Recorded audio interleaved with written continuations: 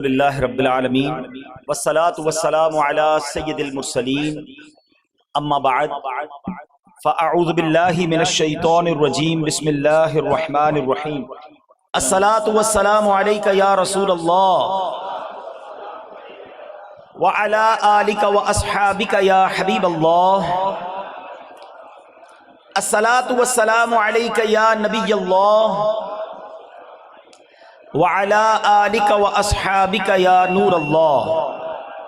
نبی پاک علیہ الصلوۃ والسلام کے ذکر کی اس طرح کی محفلیں سجائی جاتی ہیں۔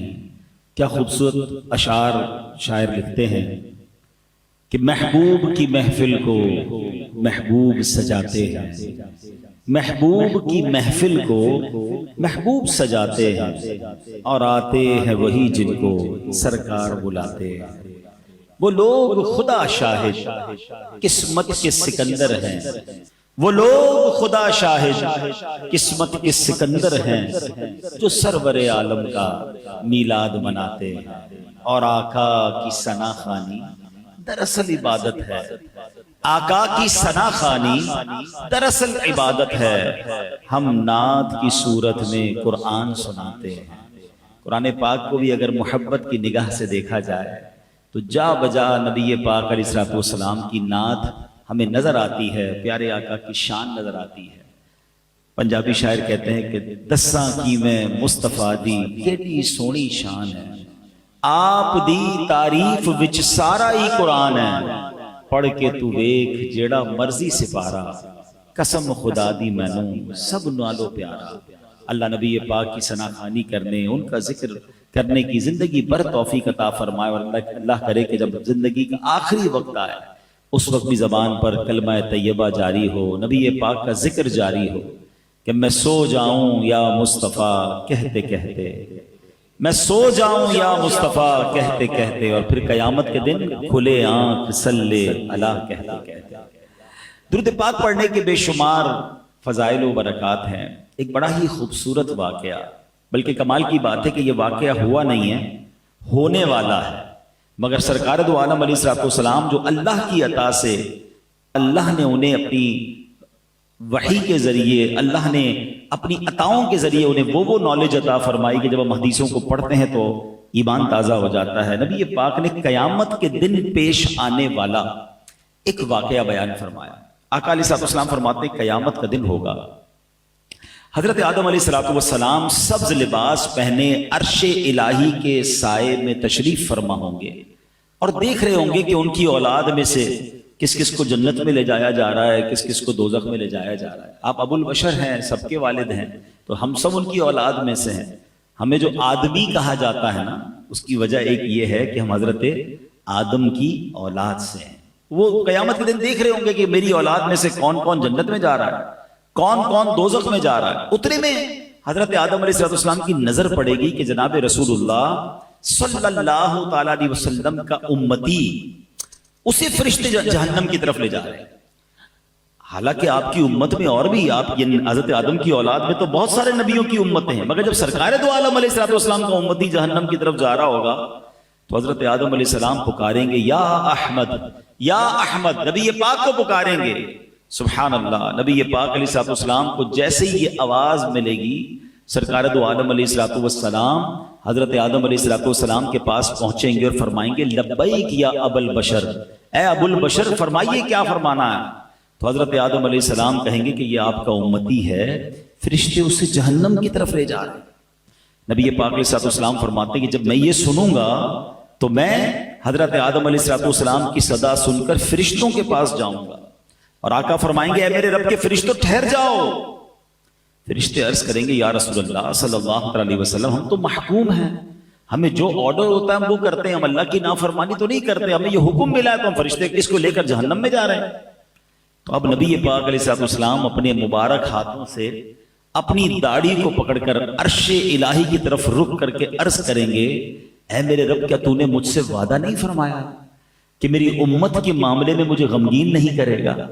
پیار تو دیکھیں، اپنی امت سے محبت تو دیکھیں۔ آقا خود فرما رہے ہیں کہ میں رب کی بارگاہ میں عرض کروں گا اے رب تو نے مجھ سے پرومس نہیں کیا کہ میری امت کے بارے میں مجھے غمگین نہ فرمائے گا۔ اب فرشتوں کو حکم دیا جائے گا اطیعوا محمدا، محمد علیہ الصلوۃ والسلام کی فرما برداری کرو۔ یہ حکم ملتے ہی کیا ہوگا؟ اعلیٰ حضرت امام اہل سنت اپنے ایک شعر میں لکھتے ہیں، چھوڑ کر مجھ کو فرشتے کہیں محکوم ہیں ہم۔ اب تو حکم آرڈر بجا لانے کا حکم مل گیا ہے نا، چھوڑ کر مجھ کو فرشتے کہیں محکوم ہیں ہم، حکم والا کی نہ تعمیل ہو زہرا کیا ہے۔ حضور آپ کا حکم نہیں مانیں گے تو کس کا مانیں گے؟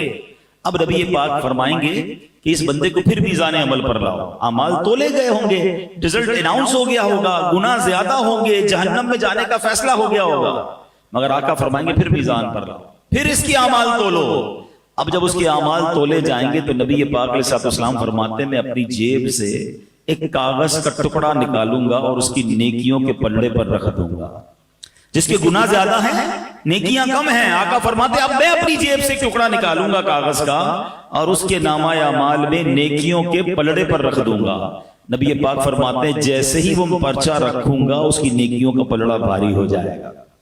اچھا اب جیسے ہی یہ سارا کچھ منظر ہوگا تو محشر میں ایک شور برپا ہو جائے گا، کامیاب ہو گیا، نیکیوں کا پلڑا بھاری ہو گیا، اب اسے جنت میں لے جاؤ۔ سبحان اللہ، اسی کلام کا شعر ہے نا، صدقے اس رحم کے اس سایہ دامن پہ نثار، صدقے اس رحم کے اس سایہ دامن پہ نثار، اپنے بندے کو مصیبت سے بچایا کیا ہے۔ اچھا اب یہ سارا ماجرا تو ہو جائے گا، مگر کمال یہ ہے کہ جس بندے کا یہ معاملہ ہوگا نا وہ نہیں پہچانا ہوگا ابھی تک کہ یہ ہے کون سی ہستی جنہوں نے میرا اس مصیبت میں ساتھ دیا۔ آرڈر ہو چکا ہے، جہنم فرشتے لے جا رہے ہیں، انہوں نے آ کر انٹرسپٹ کیا، میری نیکیوں کا پلڑا بھاری کیا، میرا جنت کا آرڈر نکل آیا۔ تو اب وہ فرشتے جب جنت کی طرف لے جائیں گے نا کہ اگر رکو تو صحیح، مجھے پہلے ان سے ملنے تو دو، یہ ہے کتنی پیاری ہستی، اس مصیبت میں میرے کام آئے ہیں۔ سرکار دو عالم علیہ السلام کی بارگاہ میں حاضر ہو کر وہ شخص عرض کرے گا میرے ماں باپ آپ پر قربان، آپ کا چہرہ کتنا نورانی ہے، آپ کتنے حسین ہیں، آپ کیسے اعلیٰ اخلاق والے ہیں، آپ نے میرے آنسوؤں پر رحم کھایا ہے، میرے گناہ معاف کروائے ہیں۔ حضور اپنا تعارف تو کروائیے، آپ کون ہیں؟ اللہ اکبر۔ سرکار دو عالم علیہ السلام فرماتے ہیں میں اسے جواب دوں گا میں تیرا نبی محمد صلی اللہ تعالی علیہ وسلم ہوں، اور یہ وہ تیرا درود پاک ہے جو تو نے مجھ پر پڑھا تھا، میں نے آج ہی کے دن کے لیے تمہارے لیے سیو کر کے رکھا ہوا تھا۔ اللہ اکبر، اللہ اکبر۔ دو باتیں سیکھنے کو مل رہی ہیں اس حدیث میں، ایک کہ درود پاک کتنی کمال کی چیز ہے، یہ نیکیوں کا پلڑا بھاری بنانے والا عمل ہے، یہ اللہ کی رضا حاصل کرنے والا عمل ہے، اس سے بگڑے کام سنور جاتے ہیں۔ مگر انفارچونیٹلی پرابلم یہ ہے، کون سا ایسا بیان ہے، کون سی ایسی محفل ہے جس میں درود پاک کے فضائل بیان نہیں ہوتے؟ مگر اگر ہم دیکھیں تو یہاں بہت بڑی تعداد جو ہے پورا دن گزر جاتا ہے ایک بار بھی درود نہیں پڑھتے ہیں، حالانکہ یہ کثرت سے پڑھنے والا وظیفہ ہے۔ اگر میں یہاں سے پوچھنا شروع کروں تو سب کا کوئی نہ کوئی پرابلم ہوگا، کوئی بیمار بیٹھا ہوگا، کوئی قرضے میں ہوگا، کوئی کسی ڈیفیکلٹی، کوئی کس پرابلم۔ سچی بات بتاؤں، ہر درد کی دوا ہے صلی علی محمد، ہر درد کی دوا ہے صلی علی محمد، تعویذ ہر بلا ہے صلی علی محمد صلی اللہ علیہ وسلم، مگر پڑھتے نہیں، سوشل میڈیا پر گھنٹوں گزارتے ہیں۔ پلیز آپ کر کے دیکھیں ایک بار، اب کسی بھی پرابلم میں نا ایک بار کر کے دیکھیں، آپ کثرت سے درود پاک پڑھنا شروع کر دیں، اپنی آنکھوں سے اپنی مصیبتیں حل ہوتے ہوئے دیکھیں گے، آپ کے شولڈر سے برڈن ریلیز ہوتے ہوئے آپ دیکھیں گے، آپ کے دماغ پر اگر کوئی ٹینشن ہے آپ اس پہ ریلیف ہوتا ہوا خود اپنی آنکھوں سے دیکھیں گے، آپ روزی میں برکت دیکھیں گے۔ یہ میں نہیں کہہ رہا، یہ نبی پاک کے فرمان ہیں، انہوں نے وعدے فرمائے ہیں، انہوں نے یہ حدیث ارشاد فرمائی ہیں، لیکن ہم نہ جانے کیوں درود پاک میں اس طرح انوالو نہیں ہوتے۔ اور پھر قیامت کے دن انشاءاللہ، یہ ایک حدیث نہیں ہے، کئی حدیثوں کو اگر آپ پڑھیں، سرکار دو عالم علیہ السلام فرماتے تم میں سے میرے سب سے زیادہ نزدیک قیامت کے دن وہ ہوگا جس نے مجھ پر سب سے زیادہ درود پڑے ہوئے۔ میرے حوض کوثر میں کچھ لوگ آئیں گے، حدیثوں کا خلاصہ پیش کر رہا ہوں، جن کو میں کثرت درود کی وجہ سے پہچان لوں گا، پیارے آقا انہیں پہچان لیں گے۔ نبی پاک کہیں فرما رہے ہیں کہ میں اپنے ساتھ جنت میں لے جاؤں گا جو درود پاک کثرت سے پڑھنے والے ہوں گے، تو کیوں نہ ہم درود پاک کثرت سے پڑھیں؟ تو اے میرے پیارے اسلامی بھائیوں، پہلی نیت تو آج کے اجتماع میں یہ کر لیں کہ انشاءاللہ اب روزانہ کثرت سے درود پاک پڑھیں گے۔ ایک بار محبت کے ساتھ پڑھ لیں، صلو علی الحبیب صلی اللہ تعالی علی محمد صلی اللہ علیہ وسلم. اس حدیث سے ایک اور جو خوبصورت بات سیکھنے کو ملی کہ سرکار دو عالم علیہ الصلوۃ والسلام قیامت کے دن کس طرح اپنے امتیوں کی شفاعت فرمائیں گے، کس طرح تلاش کر کر کے گناہ گاروں کی بخشش کروائیں گے.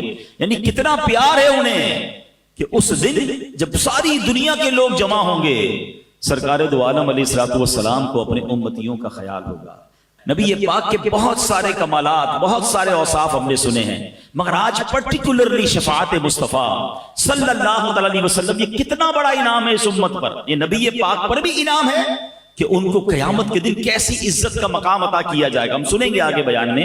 اور پھر ہم گناہگاروں پر یہ کتنا بڑا احسان ہے کہ ہم اس نبی علیہ الصلوۃ والسلام کے امتی ہیں جن کو رب نے مقام محمود عطا فرمایا، جو شفاعت کبریٰ فرمائیں گے. آج سنتے جائیے اور ایمان تازہ کیجئے، اپنی محبت میں اور اضافہ کیجئے، اور آخر میں انشاءاللہ بیان کے میں یہ بھی بتاؤں گا کہ وہ کون سے اعمال ہیں اگر اس کو ہم اپنا لیں تو انشاءاللہ شفاعت کے حقدار ٹھہر جائیں گے. انشاءاللہ نبی پاک کی شفاعت ملنا مزید آسان ہو جائے گی. اب ذرا سنیے گا، حضرت حرب بن سریج رحمت اللہ تعالی علیہ فرماتے کہ ایک مرتبہ امام زین العابدین رضی اللہ تعالیٰ عنہ کے شہزادے امام محمد رحمت اللہ تعالی علیہ کی میں خدمت میں حاضر ہوا اور میں نے عرض کی، آل رسول ہیں امام زین العابدین کے صاحبزادے امام محمد، کہ اے پیارے امام، عراق کے لوگ کہتے ہیں کہ قیامت میں نبی پاک علیہ السلام شفاعت فرمائیں گے، ذرا یہ فرمائیے کیا یہ شفاعت حق ہے؟ سوال کیا ان سے. تو حضرت امام محمد کیا کہتے ہیں، خدا کی قسم شفاعت حق ہے. حضرت محمد بن حنفیہ نے حدیث بیان کی، انہوں نے مسلمانوں کے چوتھے خلیفہ مولا علی شیر خدا کرم اللہ تعالی وجہ الکریم سے یہ حدیث سنی ہے کہ نبی پاک علیہ السلام نے فرمایا میں روز قیامت شفاعت کرتا جاؤں گا یہاں تک کہ میرا رب مجھے فرمائے گا ارضیت یا محمد، یعنی اے پیارے محبوب کیا آپ راضی ہو گئے؟ میں عرض کروں گا ربی ارضیت، اے میرے رب میں راضی ہو چکا ہوں. سبحان اللہ، یعنی نبی پاک کی رضا اللہ کو محبوب ہوگی. اور سبحان اللہ پھر آگے جو کمال کا جملہ ارشاد فرمایا نا، یہ سمجھیے اس بیان کا عطر ہے. اگر آپ اس کو اس ٹیسٹ کو لے لیں گے نا آپ کی روح بھی آج خوش ہو جائے گی. حضرت حرب بن سریج فرماتے ہیں کہ امام محمد نے یہ حدیث شریف سنانے کے بعد فرمایا، اے اہل عراق کیا تم یہ سمجھتے ہو کہ قرآن کریم میں سب سے زیادہ امید دلانے والی یہ آیت ہے؟ اگر میں اب آپ سب سے سوال کروں کہ قرآن کی وہ کون سی آیت ہے جو سب سے زیادہ امید دلاتی ہے، تو جنہوں نے کچھ قرآن ترجمے سے پڑھا ہے 99% وہ یہ جواب دیں گے کہ ایک آیت ہے جو گناہ گاروں کے لیے بڑی امید والی ہے. وہ کون سی ہے؟ لا تقنطوا من رحمت اللہ. اللہ فرماتا ہے اللہ کی رحمت سے مایوس نہ ہونا، بڑی امید ہے نا اس میں. مگر امام محمد کیا فرماتے ہیں؟ کہتے نہیں، ہمارے نزدیک یہ نئی آیت نہیں ہے، بلکہ ہم تمام اہل بیت کا یہ متفقہ فیصلہ کہ سب سے زیادہ امید دلانے والی قرآن کی آیت یہ ہے جس میں رب نے ارشاد فرمایا وَلَسَوْفَ يُعْطِيكَ رَبُّكَ فَتَرْضَىٰ، اے محبوب ہم قریب تمہیں اتنا عطا فرمائیں گے کہ تم راضی ہو جاؤ گے. اچھا بڑی کمال کی بات ہے، اس میں تو سرکار دو عالم علیہ السلام کو عطا کیا جا رہا ہے نا، اس میں ہمیں کیوں خوش ہونا ہے؟ امت کے لیے کیا انعام ہے؟ اللہ اپنے حبیب سے فرما رہا ہے وَلَسَوْفَ يُعْطِيكَ رَبُّكَ فَتَرْضَىٰ، اے محبوب اب قریب تمہیں اتنا عطا فرمائیں گے کہ تم راضی ہو جاؤ گے. آپ کو پتہ ہے نبی پاک پر جب یہ آیت نازل ہوئی تو سرکار دو عالم علیہ السلام نے کیا فرمایا؟ آقا علیہ السلام نے اس کو فرمایا جب تک میرا ایک بھی امتی جہنم میں ہوا میں راضی نہیں ہوں گا. کہتے ہیں یہ آیت سب سے زیادہ امید دلانے والی ہے کہ رب نے اپنے حبیب کو راضی کرنے کا وعدہ فرمایا، اور حبیب پاک نے اپنی امت سے کیا وعدہ کر لیا کہ میں راضی نہیں ہوں گا جب تک میرا ایک ایک امتی جہنم سے باہر نہ نکال دوں. اے میرے پیارے اسلامی بھائیوں، اب ذرا غور کیجئے، دنیا میں اگر ہمیں کسی کو بلینک چیک دے دیا جائے کہ مانگیے کیا مانگنا ہے، آفر کوئی کرے کہ بتاؤ کیا چاہیے، تو ہمیں تو شاید اپنے لوگ یاد آئیں گے، اپنے گھر والے یاد آئیں گے، اپنے فیوچر پلانز یاد آئیں گے. اللہ نے گویا نبی پاک کو اس آیت میں بلینک چیک عطا فرمایا وَلَسَوْفَ يُعْطِيكَ رَبُّكَ فَتَرْضَىٰ، اے محبوب ان قریب تمہارا رب تمہیں اتنا دے گا کہ تم راضی ہو جاؤ گے. آقا اپنے لیے مانگتے، اپنی آل کے لیے، اپنی فیملی کے لیے. اے امتیوں ہم سے کتنا پیار ہے، جب تک ایک بھی امتی جہنم میں ہوگا میں رب سے راضی نہیں ہوں گا، یعنی میں اس کو جہنم سے نکال لوں گا. اے میرے پیارے اسلامی بھائیوں، شفاعت کے بارے میں عقیدہ کیا ہونا چاہیے یہ بڑا ضروری ہے. اپنا بلیف سمجھ لیں ایز اے مسلم ہمارا شفاعت کے بارے میں ہمارا عقیدہ کیا ہونا چاہیے. یاد رکھیے کہ ہمارے پیارے آقا علیہ الصلوۃ والسلام قیامت کے دن شفاعت فرمائیں گے, آپ کی شفاعت قبول کی جائے گی, اس کا عقیدہ رکھنا یہ واجب ہے. ٹھیک ہے, شفاعت مصطفیٰ کا انکار کفر ہے. کیوں کفر ہے؟ کہ شفاعت کا جو انکاری ہے وہ قرآن کی آیتوں کا انکاری ہے, وہ حدیثوں کا انکاری ہے, کیونکہ قرآن میں واضح طور پر محبوب پاک کی شفاعت کا بیان ہے.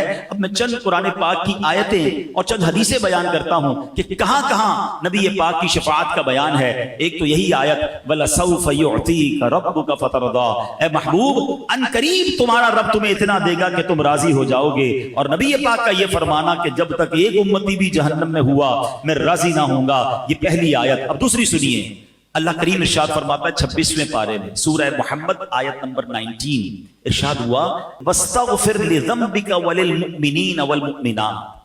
آسان ترجمہ قرآن کنز العرفان. اور اے حبیب اپنے خاص غلاموں اور عام مسلمان مردوں اور عورتوں کے گناہوں کی معافی مانگو. اب ذرا غور کیجئے, معاف کرنے والا کون ہے؟ رب ہے. جس نے معاف کرنا ہے وہ خود ہی نبی پاک کو کیا فرما رہا ہے کہ اپنی امت کے لیے مجھ سے استغفار کر لو تاکہ میں ان سب کی بخشش فرما دوں. اب بتائیے کیا نبی پاک رب کا کوئی فرمان ٹال سکتے ہیں؟ اس کا مطلب یہ ہوا کہ ربی نے فرمایا ہے کہ اے محبوب اپنی امت کی مجھ سے سفارش کرو, ان کے لیے استغفار کرو. تو قرآن کی یہ آیت بھی بتا رہی ہے کہ نبی پاک کو شفاعت کا حق عطا فرمایا, شفاعت کا تحفہ عطا فرمایا گیا. اور سبحان اللہ, اب آئیے پارہ 15 سورہ بنی اسرائیل آیت نمبر 79 میں ارشاد ہوتا ہے عَسَىٰ أَن يَبْعَثَكَ رَبُّكَ مَقَامًا مَحْمُودًا. کتنی خوبصورت آیت ہے. اللہ فرماتا ہے قریب ہے کہ آپ کا رب آپ کو ایسے مقام پر فائز فرمائے گا کہ جہاں سب تمہاری حمد کریں گے. مقام محمود کیا ہے؟ نبی پاک سے ہی سوال کیا گیا کہ یا رسول اللہ مقام محمود کیا ہے؟ فرمایا ہوا الشفاعہ, وہ شفاعت ہے. سبحان اللہ, مقام محمود نبی پاک علیہ الصلوۃ والسلام کو جب عطا کیا جائے گا نا, وہ قیامت کے دن ایسا نرالا منظر ہوگا. اللہ اکبر. انشاءاللہ عاشقان رسول اس دن کے انتظار میں ہیں. سیدی اعلیٰ حضرت کہتے ہیں نا عرش حق ہے مسند رفعت رسول اللہ کی, دیکھنی ہے حشر میں عزت رسول اللہ کی. خدا کی قسم اس دن نبی پاک کی عزت ساری دنیا دیکھے گی. اور یہ بھی یاد رکھیے گا کہ اس دن صرف مسلمان نہیں غیر مسلم بھی مان جائیں گے. جو آج نبی پاک کی شفاعت کے منکر ہیں وہ بھی مان جائیں گے, کیونکہ رب نے انہیں مقام کیسا دینا ہے وہ اپنی آنکھوں سے سب کچھ ہوتا ہوا دیکھ رہے ہوں گے. وہ مقام کیسا ہوگا, آئیے حدیث پاک کا خلاصہ سنیے اور ایمان تازہ کیجئے. نبی پاک کی خصوصیت یہ ہے کہ روز قیامت پیارے آقا علیہ الصلوۃ والسلام سب سے پہلے اپنے روضہ مبارک سے باہر تشریف لائیں گے. جیسے ہی آپ اپنی قبر انور سے باہر آئیں گے, قبر سے تو سارے لوگ قیامت کے دن نکلیں گے نا, مگر فرسٹ آف آل سب سے پہلے جو اپنی قبر مبارک سے نکلیں گے وہ رسول پاک علیہ الصلوۃ والسلام ہوں گے. اور جیسے ہی اپنے روضے سے آپ باہر نکلیں گے 70,000 فرشتے تعظیم اور احترام کے لیے حاضر ہو جائیں گے.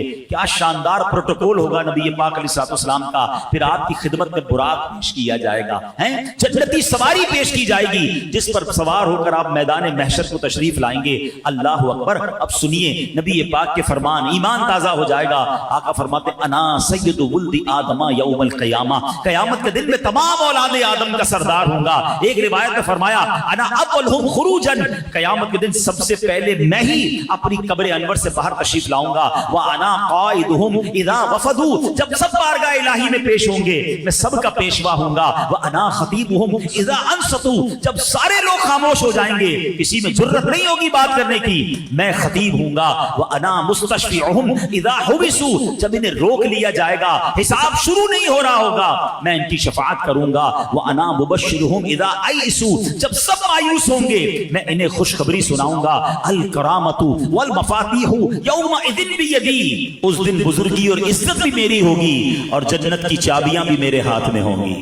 وَأَنَا أَكْرَمُ وَلَدِ آدَمَ عَلَىٰ رَبِّي, اور میرے رب کریم کی بارگاہ میں تمام اولاد آدم سے بڑھ کر میری عزت ہوگی. فرمایا اس روز 1000 خادم میرے گرد اس طرح ہوں گے جیسے بکھرے ہوئے موتی ہوتے ہیں. حدیث پاک میں فرمایا بِيَدِي لِوَاءِ الْحَمْدِ, قیامت کے دن حمد کا پرچم میرے ہاتھ میں ہوگا. تحت آدم فمن دونه, حضرت آدم اور ان کی اولاد میں جو ہیں سب کے سب میرے اس پرچم کے نیچے ہوں گے.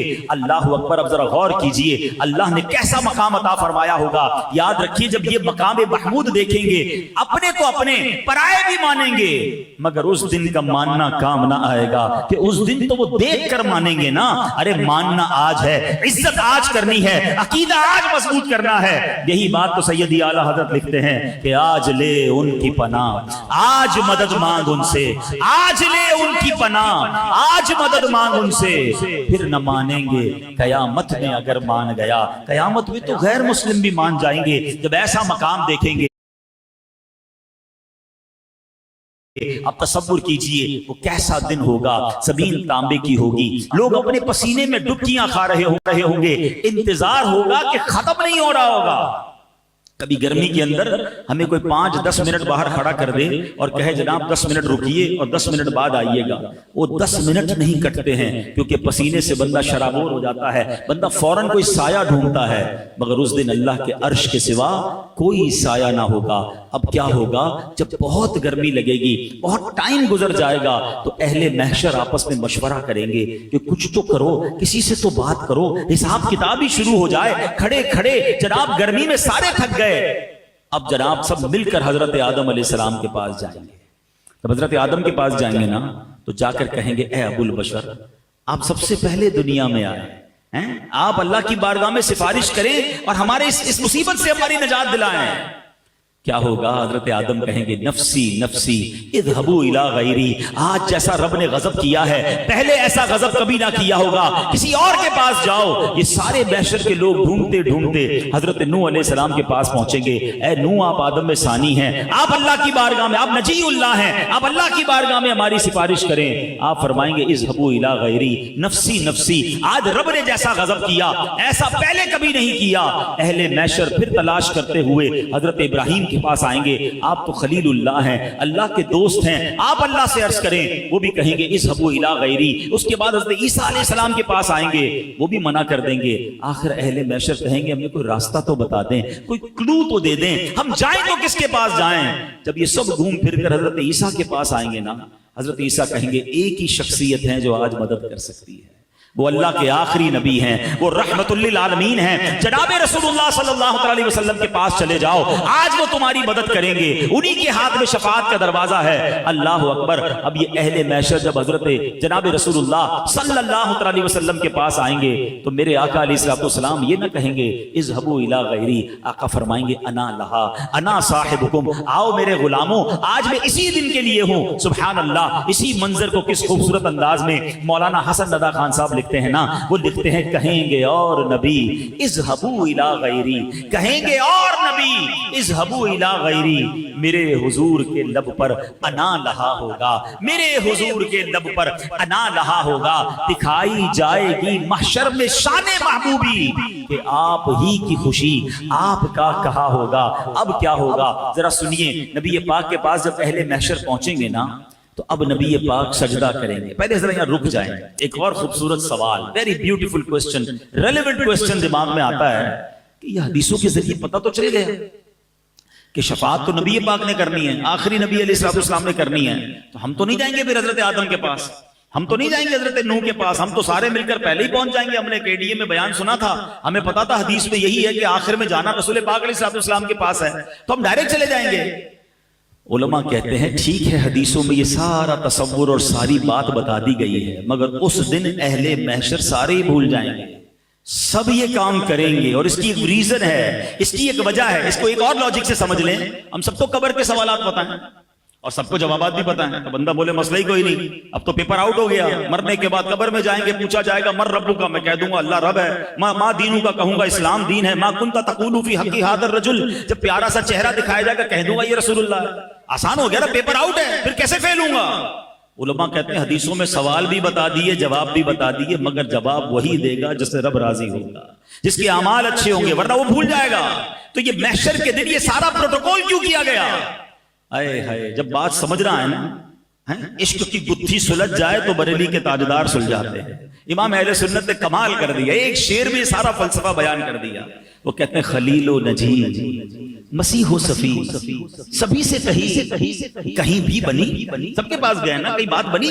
حضرت ابراہیم کے پاس گئے, حضرت موسیٰ کے پاس گئے, حضرت عیسیٰ کے پاس گئے, حضرت آدم کے پاس گئے, اتنا گھومے کوئی بات بنی کہ نہیں؟ خلیل و نجی مسیح و صفی سبھی سے کہیں بھی بنی یہ بے خبری کہ خلق پھری کہاں سے کہاں تمہارے لیے. یہ ساری خلق کو، یہ ساری مخلوق کو جو پھرایا گیا ہے یہ حضور آپ کے لیے پھرایا گیا. اور کیوں پھرایا گیا؟ یہ سارے محشر کا جو مقصد ہے کیا ہے جناب؟ بہت ایزی تھا. پیدا ہوتے جب قبر سے باہر نکلتے سب کے ہاتھ میں رپورٹ کارڈ پکڑا دیا جاتا. رپورٹ تو پہلے ہی تیار ہے نا، کرامن کاتبین نے لکھا ہوا ہے کہ ہم نے کیا کیا اعمال کیے ہیں، کتنی نیکیاں کتنے گناہ. قبر سے نکلتے کہا جاتا گناہ زیادہ ہے، تم جاؤ جہنم میں، تمہاری نیکیاں جاؤ جنت میں. یہ اتنا بڑا محشر سجایا گیا، کہیں پل صراط، کہیں جناب میزان عمل، کہیں حوض کوثر. اللہ اکبر سبحان اللہ. شاعر کہتے ہیں فقط اتنا سبب ہے انعقاد بزم محشر کا. There is only one reason. ایک ہی وجہ ہے یہ محشر کا میدان سجانے کے لیے، فقط اتنا سبب ہے انعقاد بزم محشر کا. آقا تمہاری شان محبوبی دکھائی جانے والی، بتانا ہے کہ میرے محبوب کا مرتبہ کیسا ہے. جس نے یہاں رسول پاک کی محبت کو دل میں تھاما، جس نے یہاں ان کی سچی غلامی اختیار کی، اس کی شفاعت ہونی ہے، اس کی مغفرت ہونی ہے. ساری زندگی نمازیں پڑھی، ساری زندگی روزے رکھے، مگر عشق رسول نے دل میں نہیں ہے، اس کا کچھ نہیں بننا ہے. جمعے کے خطبے میں ایک جملہ بار بار آپ نے سنا ہے، شاید ہزاروں بار سنا ہوگا، الا لا ایمان لمن لا محبت لا، الا لا ایمان لمن لا محبت لا. سنا ہے نا؟ کبھی اس کا معنی سمجھنے کی کوشش کی؟ اس کا مطلب کیا ہے؟ سن لو، اس کا ایمان نہیں جس کے دل میں نبی پاک سے محبت نہیں. محبت کے بغیر کچھ بھی نہیں ہے. وہاں کام آنی ہے. اب کیا ہوگا جب آقا کے پاس یہ اہل محشر پہنچیں گے نا تو نبی پاک کیا کریں گے؟ اب ذرا سنیے گا. ایک تاریخی سجدہ ہوگا قیامت کے دن، ایک تاریخی سجدہ ہوگا. اور وہ سجدہ جب نبی پاک فرمائیں گے نا، آج میں اور آپ سجدہ کریں، کوئی اٹھاتا ہے سجدے سے؟ پتہ جب نبی پاک سجدہ کریں گے نا تو رب کی طرف سے ارشاد ہوگا ارفع راسک یا محمد، اے محمد اپنا سر اٹھائیے. کیسا پیار ہے اللہ عز و جل اور نبی پاک علیہ السلام. رب اللہ کی بارگاہ میں غمگین سجدہ ہوگا نا، امت کی فکر میں یہ سجدہ ہوگا، بڑا طویل سجدہ ہوگا. ارشاد ہوگا ارفع راسک یا محمد، اے محمد سر اٹھائیے. پھر فرمایا جائے گا آپ کہیے، آپ کی سنی جائے گی. سل تعطا، مانگیے آپ کو دیا جائے گا. اشفا تشفا، آپ شفاعت کیجئے آپ کی شفاعت قبول کی جائے گی. اللہ اکبر. پھر نبی پاک علیہ الصلوۃ والسلام اپنے غلاموں کی شفاعت فرمائیں گے. اور کتنی شفاعت فرمائیں گے یہ آپ کو بتاتا ہوں، لیکن یہ شعر آپ نے کئی بار سنا ہوگا نا. عرش حق ہے مسجد رفعت رسول اللہ کی، کہ نبی پاک کا جو بیٹھنے کا مقام قیامت کے دن کیا ہوگا؟ وہ عرش الہی ہوگا. یہ ایسے ہی نہیں کہہ دیا سیدی اعلیٰ حضرت نے. آؤ روایت سنو. روایتوں میں آتا ہے قیامت والے دن رب کریم نبی پاک علیہ الصلوۃ والسلام کو عرش اعظم پر بٹھائے گا. اگلے پچھلے سارے یہ فضیلت جان لیں گے اور سب کی زبان آپ کی تعریف میں مصروف ہو جائے گی. یہ وہ مقام محمود ہے جس کا قیامت کے دن رب نے قرآن میں وعدہ فرمایا. وہ کون سی آیت ہم نے سنی تھی؟ عسیٰ ان یبعثک ربک مقاما محمودا. قریب ہے کہ آپ کا رب آپ کو ایسے مقام پر فائز فرمائے گا جہاں سب تمہاری حمد کریں گے. اب آؤ میرے پیارے اسلامی بھائیوں، ہو سکتا ہے کسی کے دل میں آئے کہ شفاعت تو ہوگی مگر وہ تو نیکوں کی ہوگی، جو نبی پاک کے قریب ہوں گے ان کی ہو جائے گی. اربوں لوگ ہوں گے، ہمارا کیا بنے گا؟ اللہ اکبر. ایسے ہی نہیں، نبی پاک ہمارے اتنے پیارے آقا ہیں، ایسے امت کے غمخوار ہیں، ایسے فکر مند ہیں. سنو، نبی پاک علیہ السلام فرماتے ہیں مجھے دو باتیں، مجھے اختیار دیا گیا کہ دو باتیں ہیں، آپشن دیا کہ یا تو آپ کی آدھی امت کو جنت میں داخل کر دیا جائے یا آپ شفاعت لے لیں. سنیے گا حدیث پاک. there were two options. یا تو half of your امت will go in جنہ، آپ کی آدھی امت بخش دی جائے، یا آپ شفاعت لے لیں. نبی پاک فرماتے میں نے شفاعت کو حاصل کر لیا کیونکہ وہ اس سے زیادہ برکت والی ہے، اس میں گنجائش زیادہ ہے. یعنی میں اپنی ساری کی ساری امت کو بخشوا لوں گا. ایک اور جگہ نبی پاک علیہ الصلوۃ والسلام فرماتے ہیں شفاعتی للہالکین من امتی، شفاعت میری امت کے ان لوگوں کے لیے ہے جنہیں گناہوں نے ہلاک کر دیا، میرے آقا گناہگاروں کو تلاش کر کر کے شفاعت فرمائیں گے۔ سبحان اللہ۔ مولانا حسن رضا خان صاحب اسی کیفیت کو بیان کرتے ہیں نا، وہ کہتے ہیں وہ پاک دل کے نہیں جس کو اپنا اندیشہ ہجوم فکر و تردد میں گر گیا ہوگا، اس دن سارے لوگ رو رہے ہوں گے، گھبرائے ہوئے ہوں گے، ہمارا کیا ہوگا؟ ارے نبی پاک تو بخشے بخشائے ہیں نا، مگر ان کے دل پر بھی فکر ہوگی، وہ بھی رنج میں ہوں گے، وہ اپنے لیے نہیں، وہ کس کے لیے؟ وہ امت کے لیے غمزدہ ہوں گے۔ فرماتے ہیں میں اللہ کی بارگاہ میں کھڑا رہوں گا، اپنے ممبر پر نہیں بیٹھوں گا، ہر نبی کے لیے ممبر بنایا گیا ہوگا، مگر میں رب کی بارگاہ میں اس لیے کھڑا رہوں گا کہ مجھے یہ ڈر ہوگا کہ کہیں مجھے جنت میں نہ بھیج دیا جائے اور میری امت پیچھے نہ رہ جائے۔ آپ سمجھ رہے ہیں اس بات؟ میں اور آپ تمنا کیا کر رہے ہیں کہ قیامت کے دن جلدی جلدی جنت میں بھیج دیے جائیں۔ نبی پاک فرماتے مجھے یہ خوف ہوگا کہ کہیں مجھے جنت میں نہ بھیج دیا جائے، میری امت پیچھے نہ رہ جائے۔ اللہ اکبر۔ ایسا خیال تو ماں باپ بھی نہیں کرتے اپنے بچوں کا جو نبی پاک اس دن فرمائیں گے۔ یہی بات مولانا حسن رضا خان صاحب لکھتے ہیں کہ عزیز بچے کو ماں جس طرح تلاش کرے، ارے کسی کا ماں کا بچہ گم ہو جائے کیسے ڈھونڈتا ہے؟ عزیز بچے کو ماں جس طرح تلاش کرے، خدا گواہ یہی حال آپ کا ہوگا۔ ہزار جان فدا نرم نرم پاؤں سے پکار سن کے اسیروں کی دوڑتا ہوگا۔ ارے کبھی ادھر سے کوئی پکار رہا ہوگا، کوئی ادھر سے پکار رہا ہوگا، اور آقا دوڑ دوڑ کر انہیں بچا رہے ہوں گے۔ کوئی قریب ترازو، کوئی لبے کوثر، کوئی صراط پہ ان کو پکارتا ہوگا۔ کسی کو لے کے چلیں گے فرشتے سوئے جہیم، وہ ان کا راستہ پھر پھر کے دیکھتا ہوگا۔ آقا مجھے جہنم میں لے جایا جا رہا ہے، یا رسول اللہ میری شفاعت فرمائیے، اور آقا کرم فرما کر اس کی شفاعت فرمائیں گے۔ یہ حال نبی پاک کا قیامت کے دن ہوگا، اور خود فرماتے ہیں میں اپنے ممبر پر اس وقت تک نہیں بیٹھوں گا جب تک میرے امتیوں کو جہنم سے نہ نکال لوں۔ ایک اور حدیث پاک میں آتا ہے، نبی پاک فرماتے ہیں روئے زمین پر جتنے درخت اور پتھر ہیں قیامت کے دن میں ان سب کی تعداد کے برابر آدمیوں کی شفاعت کروں گا۔ اتنی شفاعت فرمائیں گے، اتنی شفاعت فرمائیں گے۔ اللہ اکبر۔ ایک اور جگہ روایت میں ملتا ہے کہ ہر نبی کو ایک دعا دی گئی ہے۔ ویسے تو نبی کی ہر دعا قبول ہوتی ہے، مگر ایک اسپیشل دعا دی گئی کہ وہ جو مانگے گے انہیں عطا کیا جائے گا۔ نبی پاک نے پتہ کیا فرمایا؟ فرمایا ہر نبی نے اپنی دعا دنیا میں کر لی ہے، میں نے وہ دعا قیامت کے دن بچا کے رکھی ہے، اور وہ اس دن میں اپنی امت کے لیے کروں گا۔ اللہ اکبر۔ پیار تو دیکھے ہم سے۔ میں اب نوجوانوں سے 2 منٹ بات کرنا چاہتا ہوں۔ ہم لوگ کہتے ہیں میں فلاں فٹ بالر سے پیار کرتا ہوں، مجھے فلاں ایکٹر سے پیار ہے، مجھے فلاں کرکٹر بڑا اچھا لگتا ہے۔ گھر میں جاؤ تو تصویریں لگائی ہوئی ہیں، اس کو ایڈمائر کر رہے ہیں، اس کو فالو کر رہے ہیں، اس جیسے کپڑے، اس جیسے بال، اس جیسے سٹائل۔ کبھی پوچھوں اس سے کہ بھائی کبھی وہ جو بڑا آدمی جس کو آپ فالو کرتے ہیں دیوانے اس نے کبھی آپ کا کوئی خیال کیا، آپ کو جانتا ہے؟ نوجوان کہتے ہیں ہمیں کیسے جانے گا، اس کے تو اربوں کروڑوں فالوورز ہیں، ہم تو کبھی ملے نہیں ہیں، بس اس کو دیکھا ہے، دیوانے ہو گئے ہیں، وہ ہمیں جانتا بھی نہیں، ہمارا خیال کہاں سے رکھے گا؟ اب مجھے بتاؤ تم اس کو چاہتے ہو کہ جو تمہیں جانتا نہیں ہے، جس نے کبھی تمہارا خیال نہیں رکھا؟ میں اس کی محبت کی بات کر رہا ہوں کہ میں اور آپ پیدا نہیں ہوئے تھے، 1400 سال پہلے جو ہمیں یاد کرتے تھے، جو راتوں کو جاگتے تھے، ہمارے لیے آنسو بہاتے رہے، معراج کی شب امت کو یاد کیا، اور آپ دیکھیں محشر کے دن کیا حال ہوگا۔ ارے واقعی اگر کسی سے محبت کرنی ہے، کسی پر فدا ہونا ہے، تو رسول پاک سے بڑھ کر کوئی ایسی ہستی نہیں ہے۔ اعلیٰ حضرت کہتے ہیں نا، جو نہ بھولا ہم غریبوں کو رضا، جو نہ بھولا ہم غریبوں کو رضا، یاد اس کی اپنی عادت کیجیے۔ اب آئیے، باتیں تو بہت ساری ہیں، مگر اب میں کچھ وہ اعمال بتا دیتا ہوں حدیثوں کے ذریعے جس کے بارے میں نبی پاک نے فرمایا کہ یہ عمل کرنے والے کو میری شفاعت ملے گی۔ شفاعت حاصل کرنی ہے نا، تو کچھ ایسا بننے کی بھی تو کوشش کریں۔ پیارے آقا فرماتے قال لا الہ الا اللہ خالصا من قلبہ۔ ایک دن نبی پاک سے حضرت ابو ہریرہ نے پوچھا، یا رسول اللہ قیامت کے دن آپ کی شفاعت کی سعادت کون پائے گا؟ کون آپ کی شفاعت حاصل کر سکتا؟ کتنا خوبصورت جواب دیا، قال لا الہ الا اللہ خالصا من قلبہ۔ فرمایا جس نے دل کے اخلاص کے ساتھ کلمہ طیبہ پڑھا ہوگا وہ شفاعت کا حقدار ہے۔ مبارک ہو، ہم سب مسلمان ہیں، مگر اب ایمان کی حفاظت بھی کرنی ہے۔ ہاں، یہ ون وے ٹریفک نہیں ہے the most growing religion on earth. اس وقت دنیا میں سب سے تیزی سے اسلام پھیل رہا ہے. لیکن ایک بات یاد رکھیے کہ ایسا نہیں ہے کہ کوئی مسلمان اسلام سے پھر نہیں سکتا.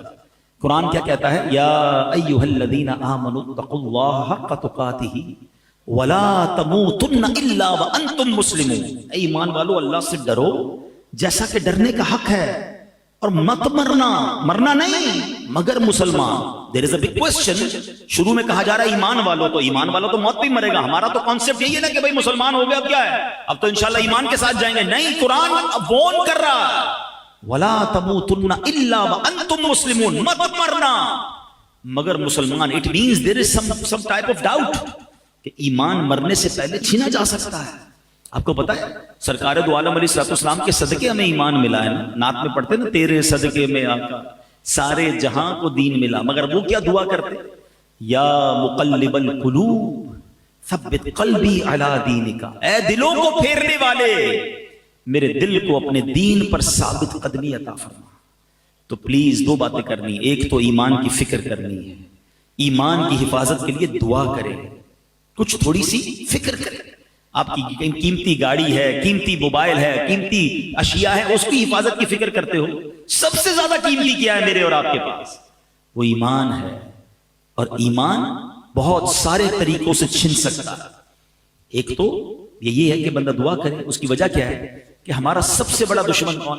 قرآن کہتا ہے انہ لکم عدو مبین. شیطان، اوپن اینیمی. قرآن کہتا ہے شیطان پتہ کیا چاہتا ہے؟ الٹیمیٹ گول شیطان کا کیا ہے کہ وہ تو جہنم میں جائے گا نا، بے ایمان ہے. وہ چاہتا ہے میں ان کا بھی ایمان کسی طرح چھین لوں اور یہ بھی میرے ساتھ جہنم میں جائے. تو اب اس کے پلانز ہیں، اس پلانز کو سمجھنا ہوگا. برے خاتمے کے اسباب میں علماء کہتے ہیں بری صحبت، گناہوں کی تکرار، بار بار ہر وقت گناہ کرتے رہنا. حدیث پاک میں آتا ہے جب بندہ ایک گناہ کرتا ہے نا، اس کے دل پر ایک سیاہ ڈاٹ لگ جاتا ہے. دوسرا کرتا ہے، پھر تیسرا کرتا ہے، پھر ایک ڈاٹ. کرتے کرتے کرتے پورا دل ہی سیاہ ہو جاتا ہے. اب اس پر ہدایت کی کوئی بات اثر نہیں کرتی. ایسے بھی کئی لوگ ہوتے ہیں جب بھی دین کی بات کرو انہیں الجھن شروع ہو جاتی ہے، چڑ آتی ہے. قرآن کی بات کرو، حدیث کی بات کرو، برا لگتا ہے. وہ کہیں بیٹھ نہیں سکتے دین کی محفل میں. چیک کرو کہیں دل تو سیاہ نہیں ہو گیا، کیونکہ دل سیاہ ہو گیا تو شیطان کا اٹیک کامیاب ہو سکتا ہے، ایمان چھین سکتا ہے. دوسرا پرابلم جو ایمان چھین سکتا ہے وہ کفریہ کلمات ہے. اب باقاعدہ پلان کیا ہے شیطان نے. ہمارے بچوں کو پتہ نہیں، ہمارے نوجوانوں کو پتہ نہیں ہے. فلمی گانوں میں کفریہ کلمے ڈال دیے، کامیڈی شو کے اندر عجیب عجیب سے جناب چٹکلے آ رہے ہیں جس میں کبھی جنت کا مذاق، کبھی دوزخ کا مذاق، جہنم کے عذاب کا مذاق اڑایا جا رہا ہے. ہم تو جہنم میں جائیں گے، معاذ اللہ کہ وہاں فلاں لوگ بھی ہوں گے. یعنی آپ کو اس طرح ہنسایا جا رہا ہے اور لوگ ہنس بھی رہے ہیں، اس کو ریپیٹ بھی کر رہے ہیں، حالانکہ یہ نہیں پتا. ان تمام چیزوں میں ہماری ایک لمٹ ہے. ہم اس لمٹ کو کراس کریں گے تو دائرہ اسلام سے خارج ہو سکتے ہیں. تو ہمیں ان تمام چیزوں کا علم، بری صحبتوں سے بچنا ہے، بولتے سے پہلے خیال کرنا ہے. ہر جگہ بولنا نہیں ہوتا، ہر بات میں آپ اپنی لب کشائی نہیں کر سکتے. بہرحال یہ ٹاپک تو بہت لمبا ہے، لیکن میں ایک مشورہ دے دیتا ہوں، پھر اگلے ٹاپک پر آتا ہوں. ایک کتاب میں آپ کو سجیسٹ کرتا ہوں، one of the beautiful book on that subject. بلکہ میں کہوں کہ صدیوں میں ایسی کتاب نہیں لکھی گئی ہے. اللہ سلامت رکھے امیر اہل سنت، فاؤنڈر آف دعوت اسلامی مولانا الیاس قادری صاحب کو کتاب کا نام ہے کفریہ کلمات کے بارے میں سوال و جواب. آپ بلیو کریں ایک بار اس کتاب کو پڑھ لیں، کہتے ہیں نا ذہن کی کھڑکیاں کھل جائیں گی کہ یار یہ جملے تو مذاق میں کہہ رہے ہوتے ہیں، ہم تو دوستوں میں بیٹھ کے کہہ رہے ہوتے ہیں، ہمیں پتہ ہی نہیں ہے. مگر وہ جملے بعض اوقات زبان سے نکلتے ہیں جو بندے کو ایمان سے خارج کر دیتے ہیں. یہ شاکی پلان کر کے داخل کیے گئے ہماری گفتگو میں، ہمارے محاوروں میں، ہمارے جناب فلموں ڈراموں کے اندر. تو ایمان کی فکر کریں. ولا تموتن الا وانتم مسلمون، مت مرنا مگر مسلمان. اب بھی ہو سکتا ہے کسی کے ذہن میں خیال آئے کہ یار یہ مولانا صاحب نئی بات لے آئے، بھائی یہ کہاں ایمان کیسے ختم ہوگا؟ بھائی مسلمان ہیں، مسلمان ہو کے بھی ایمان سے جائیں گے. اعلیٰ حضرت نے 100 سال پہلے ایک بات سمجھائی تھی، سونا جنگل رات اندھیری، چھائی بدلی کالی ہے، سونے والو جاگتے رہیو، چوروں کی رکھوالی. آج ہو کیا گیا ہے کہ قرآن کی انٹرپریٹیشن کرنے، حدیث بیان کرنے، دین بیان کرنے نت نئے لوگ آ رہے ہیں جو کہیں سے علم دین سیکھا نہیں ہے، چند کتابیں پڑھ لی، چند لاجکس پڑھ لی اور لوگ ان کی باتیں سن رہے ہیں. اور یہی تو وہ ایمان کے ڈاکو ہیں کہ جو آپ کے دل میں ایک ایسی سوئی چبو دیں گے کہ کسی کو اولیاء کرام سے دور کریں گے، کسی کو صحابہ سے دور کریں گے، کسی کو علماء سے دور کریں گے۔ الٹیمیٹ گول یہ ہے کہ انہیں اسلام سے دور کرنا ہے۔ آپ کی پہلے بنیادیں ہلکی ہوں گی نا، جب آپ اولیاء سے بھی دور، صحابہ سے بھی دور، علماء سے بھی دور ہو جائیں گے تو اینڈ آف دا ڈے اسلام سے بھی دور ہو جائیں گے۔ یہ پلان ہے، آپ لوگ سمجھ نہیں رہے اور انہیں سنی جا رہے ہیں۔ تو ہمیں دین بھی ان سے سیکھنا ہے جو باقاعدہ سرٹیفائیڈ عاشق رسول علماء کرام ہے، تاکہ ہمارے دین کی اساس مضبوط رہے۔ کبھی آپ نے یہ کیا کہ آپ کا گھر بنانا ہو اور آپ کہیں یار ڈاکٹر دوائی بڑی اچھی دیتا ہے، جب جاتا ہوں علاج ٹھیک ہو جاتا ہے، چلو گھر بھی اسی سے بنا لیتا ہوں۔ آپ کہیں گے نہیں یار ڈاکٹر اچھا ہے مگر بلڈر نہیں ہے۔ ایک بلڈر سے گھر بنایا، اس نے گھر بہت اچھا بنایا، اس نے کہا گھر بڑا اچھا بنایا، بقرعید میں جانور بھی اسی سے کٹوا لیتا ہوں۔ کہ نہیں یار وہ کسائی تھوڑی ہے، وہ بلڈر ہے۔ تو یو نو کہ جس کا جو کام ہے وہ اس سے سیکھتے ہیں، تو دین بھی اس سے سیکھے نا، کہ جو دین کا ایکسپرٹ ہو، جس کی جو مرضی سوشل میڈیا پر آ کر بیان شروع کیا، ہم نے سننا شروع کیا اور کنفیوز ہونا شروع کیا۔ یہی تو پلان ہے کہ کہیں کوئی کوشش کر رہا ہے ان کے دل سے عشق رسول نکال دیں، کوئی کوشش کر رہا ہے اولیاء کی محبت نکال دیں، کوئی کوشش کر رہا ہے صحابہ کی محبت نکال دیں، کوئی چاہتا ہے اہل بیت امام حسین کی محبت دل سے نکال دیں۔ سارے پلانز ہیں۔ دیکھیے ہمیشہ کوئی نہیں کہے گا اللہ کی محبت دل سے نکالو، کوئی نہیں کہے گا اسلام سے پھر جاؤ، وہ پہلے آپ کی بنیادیں کاٹ رہے ہیں کہ ایک ایک کر کے یہ ساری بنیادیں کٹیں، آخری الٹیمیٹ گول ایمان ہے۔ تو پلیز ان چالوں کو سمجھیے۔ اعلیٰ حضرت نے کہا تھا آنکھ سے کاجل صاف چرا دیں، یہاں وہ چور بلاتے ہیں، تیری گٹھڑی تاکی ہے اور تو نے نیند نکالی ہے۔ آنکھ سے کاجل کون چرا سکتا ہے؟ اتنے شاطر ہیں کہ کاجل بھی چوری ہو جائے گا، آنکھ کو پتہ بھی نہیں چلے گا۔ یہی ہو رہا ہے کہ دین کے نام پر ایمان چھیننے کی کوشش ہو رہی ہے، بٹ نوبڈی کیئر۔ ایسا نہ کریں، علماء کرام سے مربوط رہیں، عاشقان رسول علماء کرام کی صحبت اختیار کریں، انشاءاللہ ایمان مضبوط رہے گا۔ اور باتیں تھی مگر میں ایک عشق والی بات پر اب اپنا بیان ختم کرتا ہوں۔ شفاعت حاصل کرنی ہے نا، تو ایک ایسی جگہ ہے جہاں چلے جاؤ شفاعت واجب ہو جائے گی۔ آقا فرماتے من زار قبری وجبت لہو شفاعتی، جس نے میرے روضے کی زیارت کی اس پر میری شفاعت واجب ہو جائے گی۔ آئے ہائے، یہ وہ دربار ہے جہاں جاؤ تو شفاعت واجب ہو جاتی ہے۔ اچھا مدینے کی زندگی بھی نرالی، مدینے کی موت بھی نرالی۔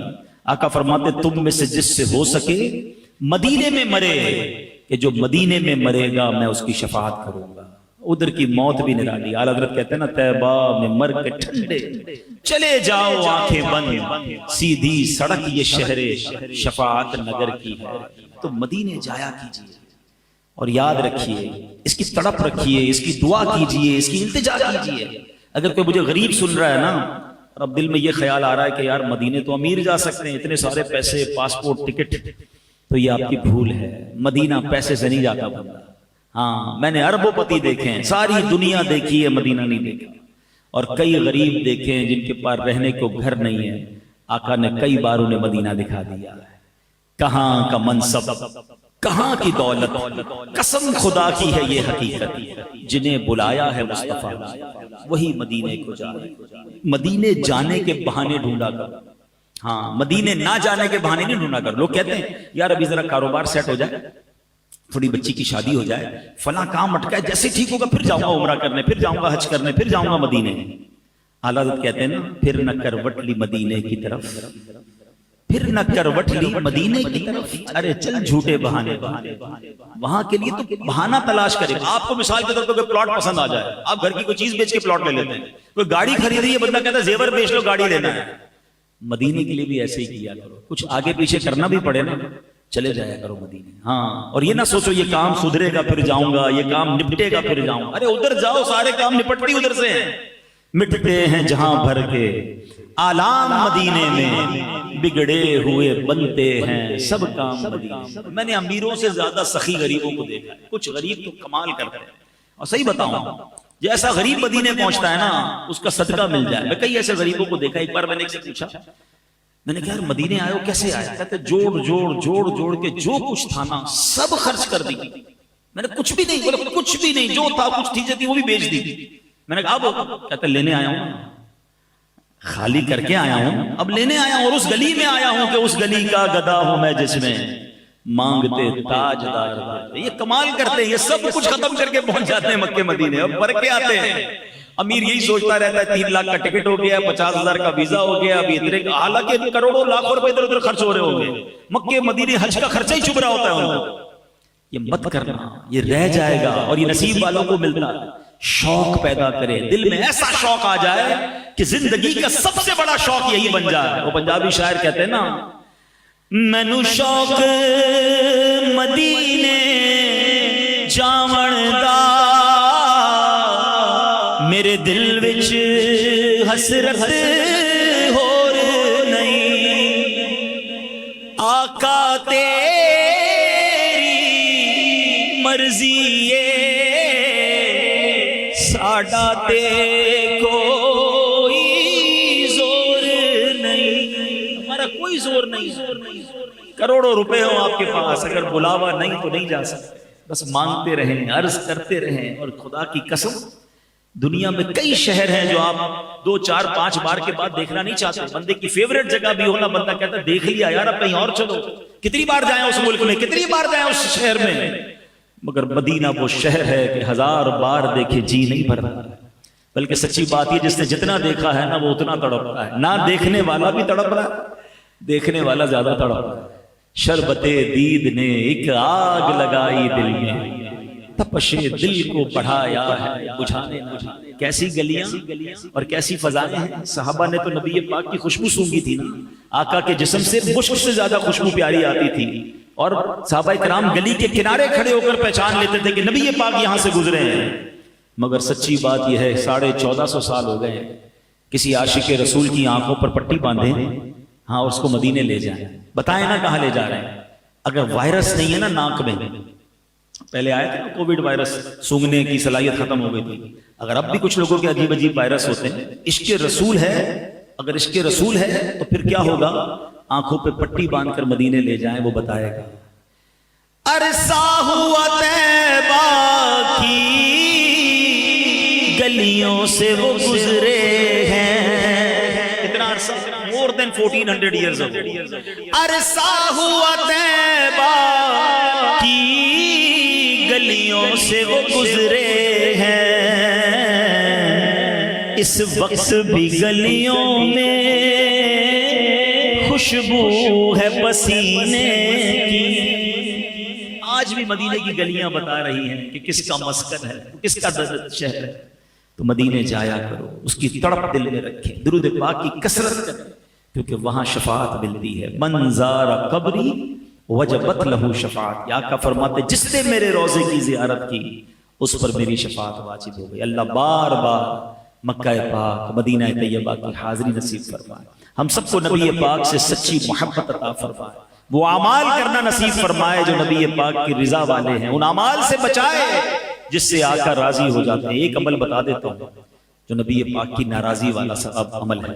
آقا فرماتے فمن رغب عن سنتی فلیس منی. جس نے میری سنت سے منہ موڑا وہ مجھ سے نہیں. تو قیامت کے دن اگر آقا نے یہ کہہ دیا کہ جاؤ میں تمہاری شفاعت نہیں کرتا, تم تو میری سنت پر عمل ہی نہیں کرتے تھے بلکہ سنت کا مذاق اڑاتے تھے, کدھر جائیں گے؟ سنت کو تھامیے. اور الحمدللہ آج کے دور میں ایک ایسا ماحول ہے جہاں ہر قدم پر سنت کی بات کی جاتی ہے. سنتوں بھرا اجتماع, سنتوں بھرا بیان, سنتوں بھرا ماحول, سنتوں بھرا مدنی قافلہ. دعوت اسلامی والے آپ کو قدم قدم پر سنتوں کی باتیں کرتے نظر آتے ہیں. تو آئیے اس ماحول سے وابستہ ہوں. دعوت اسلامی کے مرکز فیضان مدینہ جاتے رہا کریں. ہمارا مدنی چینل دیکھیں. اس طرح کے بیان سننے ہوں تو مدنی چینل ہے, سوشل میڈیا پہ اپنا ہمارا اکاؤنٹس فالو کریں. تو یہ بیان سنتے رہیں گے تو عشق رسول میں اضافہ ہوگا, نبی پاک سے محبت میں اضافہ ہوگا. اللہ کرے کہ گناہوں بھری زندگی چھوڑ کر ہم سنتوں بھری زندگی گزارنے میں کامیاب ہو جائیں. آمین بجاہ النبی الامین صلی اللہ علیہ وسلم.